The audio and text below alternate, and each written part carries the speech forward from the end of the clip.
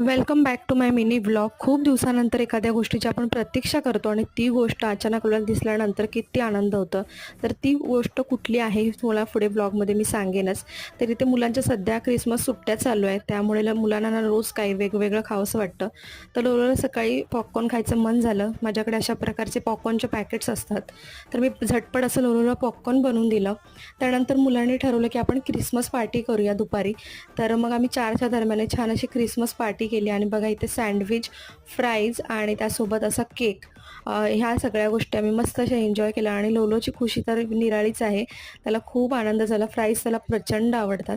तर आता सांगते की ती गोष्ट कोणती, तर गावावरून आल्यानंतर ना माझ्या गोकर्णाला मी पाहिलं तर खूप छान अशी फुलं आली होती आणि याच गोष्टीची ना मी खूप दिवसापासून वाट बघत होती, पण फुलं काही येत नव्हती आणि गावावरून आल्यानंतर अचानक मला हे सगळं दिसलं आणि खूप सारी झाडंसुद्धा गावावरून आणली, तीसुद्धा नक्कीच लावायची